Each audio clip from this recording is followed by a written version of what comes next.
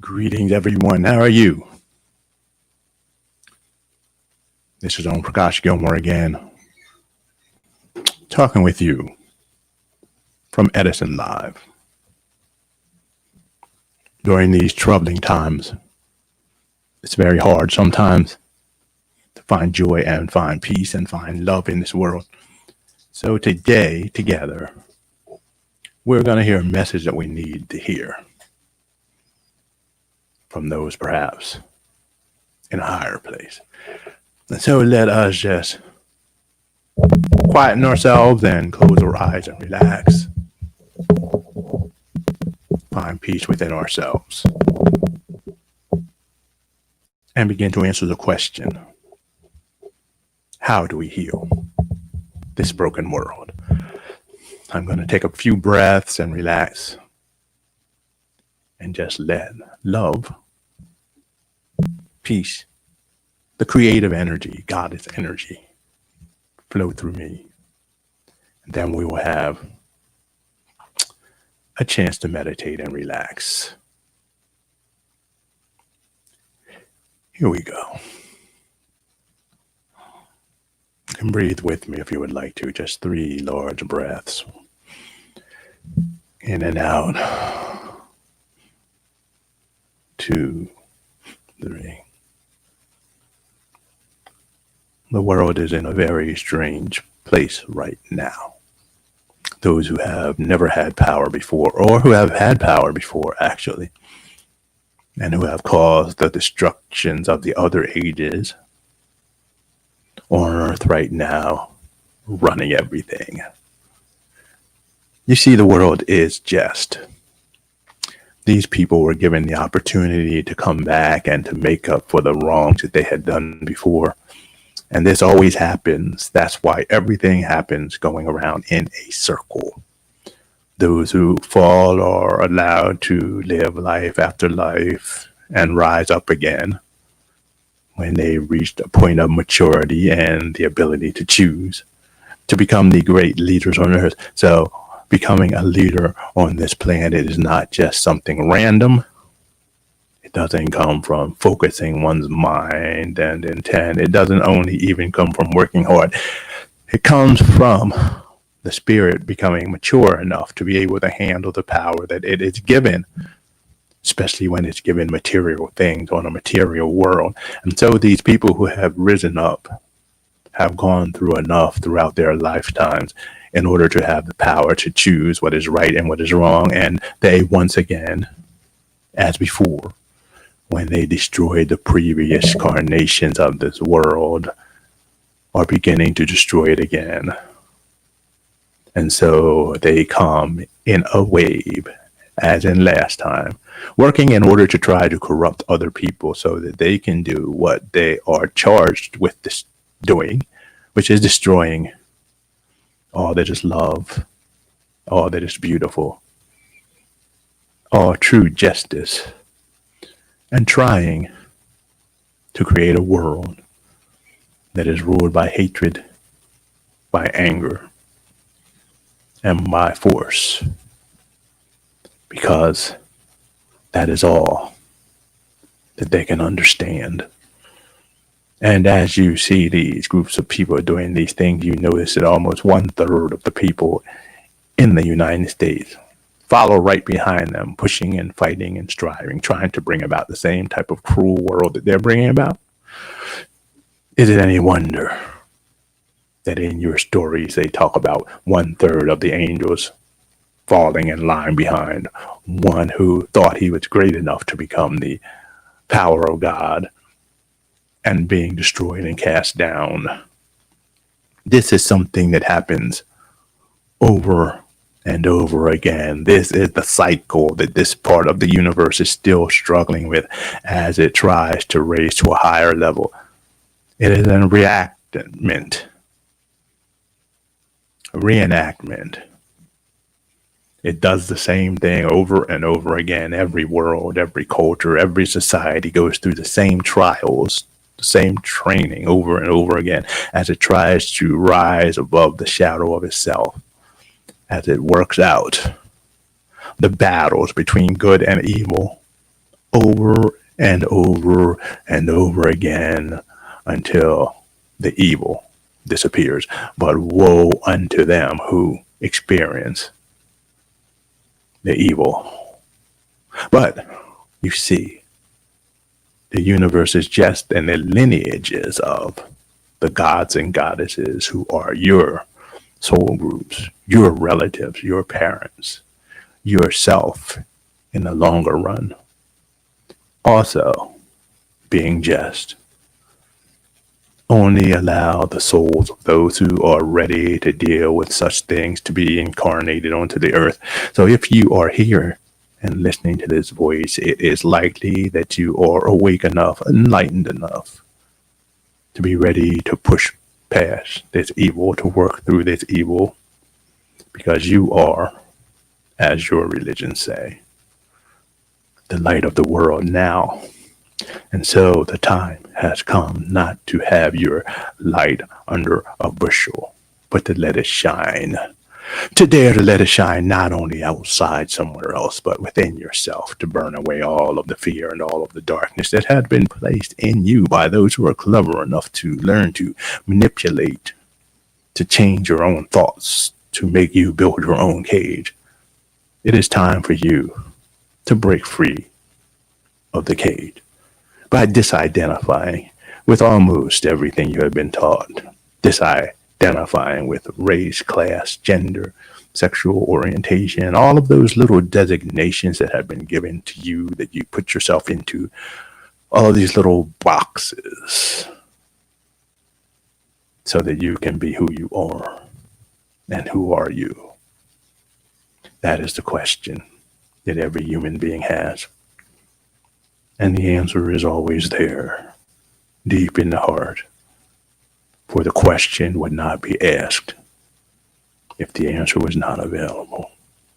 And all of the teachers have told each and every human being, except for those who are way back in the forest or bush, who don't come in contact with such people, who hear that and understand it from the roots of trees, the flowers, everything cries out who you, what you are. And who are you? In ancient days, they called it the earth realizing itself. Nowadays, they call it the universe realizing itself. Who are you? The awareness of the universe. That is who you are. Pure, simple awareness. And in that awareness, we find love and joy. For out of love flows joy, flows justice, flows gratitude, as we recognize that we are just moving through this plane of existence. We don't only exist here and now, we exist in several different lifetimes and in different lives, and everything that you deal with, every time a god or goddess is revealed to you, it is not a stranger or a different being. It is you reaching back through lines and lines of generations to yourself. Because we are but a memory of how the one moved through time and space, through fear and ignorance and anger, in order to come to a state of total peace and understanding, of total power, to be love. We are living in a reenactment. We are living in the very struggle that birthed the one who created all things and who is all things. And even as we move through this, we are that, because we are all existing as a memory in the eye of the one. Men on earth, especially the billionaires, say that we are part of a computer program because they can't understand that something greater exists than a computer program. That is the thing that many call God or Goddess or the all in all. The name is not important because the name never captures the whole being, the isness. I would say that all in all would be the best name for it. Some call it the beloved because it is full of love and loves us deeply. And as we return that love, we reunite. We unite in that love and we reunite with it. And so this is the story of the human being. It is a story that has been lived always and already. We are but traces of all of those battles and all of the fighting and all of the struggles. And as we awaken to who and what we are, we turn back to ourselves. The human brain is like a very, very small receiver receiving Wi-Fi in time, chronological time, comes as a result of trying to fill itself with the knowledge of infinity. It is like a small computer trying to take in a lot of information, and all that one sees is a little hourglass standing there for a long time as the big video comes in, and then it plays a little bit, it stops again. The hourglass, it plays a little bit, and so on. And this happens over and over till the video is done. It is the same with the life of the human being. And that is what we call chronological time. But outside of that small human brain, there is no chronological time. The video has been done. The video has been finished. The video has been packaged and broadcast. It's already over. And so let us take comfort in the fact that our lives have already been packaged and formatted and have already been done. And we are just traces. And when we do this, you see, we will understand that life is just a review. And life is so that the one can remember the struggle that multi-universes went through in order to become whole. One universe after the next is born over and over again, engaging in the same struggles over and over again, so that that memory will always be maintained, will always create humility, will always remind that one power who can do anything. The pain of mortality, and that one should be kind towards the less fortunate. For those in charge now, that lesson has not been learned, and it will never be learned, for they shall vanish again into the dust, the isthmus of the universe, and become shadows. And when the light shines, the shadow simply vanishes. And as more light shines, not only on Earth, but in all of the planets and universes, the more the shadow disappears until we are left with the one. Stop naming the being. Just identify with the name they've given you. Yes, you can use that name in order to work on this material world and follow all of the little rules that many people who can't see have adopted as a way of life because of fear. But know this,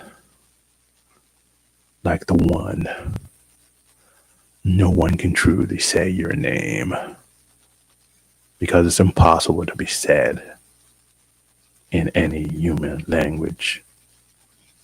The closest thing, I think, that can be said of who you are truly is love. You can say, I am love. I am the beloved. I am all and all.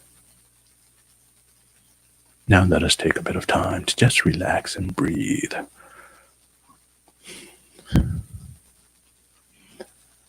And I will lead sort of a guided meditation. And then after a break,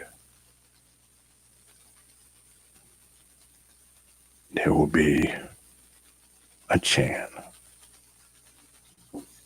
that will take you home for just a few moments. Thank you for being with us. And share this video if you will. I will be leading this guided meditation.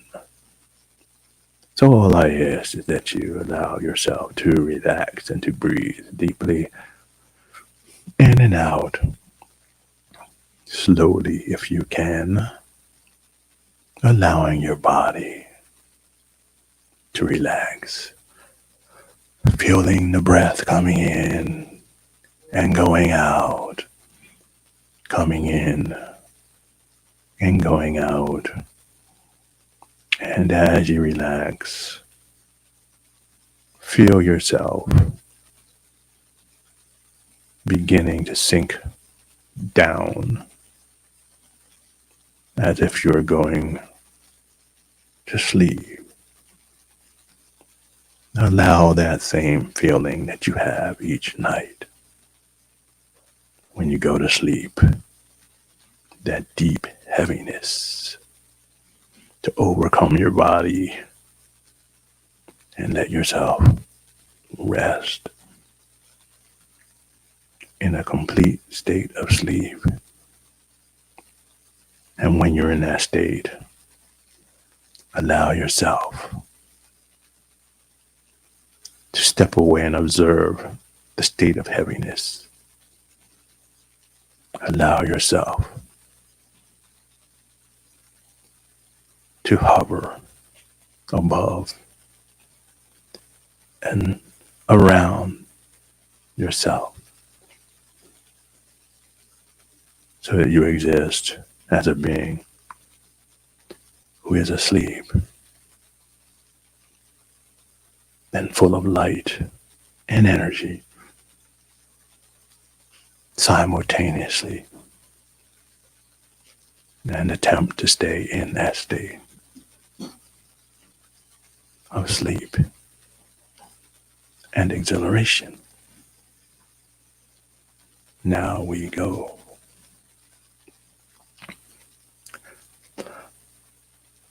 Okay, I'm going to lead in a chant. This chant is to Ram. Ram is supposed to be the god of joy, of justice, of strength, the one who represents the divine power within the human being who rules in justice and love. What I would do is I'll sing this chant and you can just echo it back. When I say the first line, you say the first line. When I say the second, and so on. Or you can sing it in harmony with me, and when we finish, you can just continue to meditate and contemplate.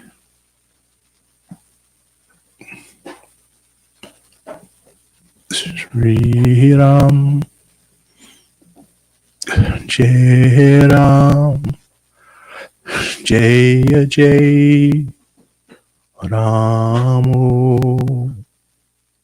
Shri Ram, Jai Ram, Jaya Jai Ramu, Shri Ram, Jai Ram, Jaya Jai Ramu, Shri Ram, Jaya Ram, Jaya Jai Ramu, Shri Ram, Jaya Ram, Jaya Jai Ramu, Shri Ram, Jaya Ram, Jaya Jai Ramu, Shri Ram, Jai Ram, Jaya Jai Ramu, Shri Ram, Jaya Ram, Jaya Jai Ramu, Shri Ram, Jai Ram, Jaya Jai Ramu, Shri Ram, Jai Ram, Jaya Jai Ramu, Shri Ram, Jai Ram, Jaya Jai Ramu, Shri Ram, Jai Jai Ram, Jaya Jai Ramu. Now let us enter into the silence and meditation. Namaste, folks.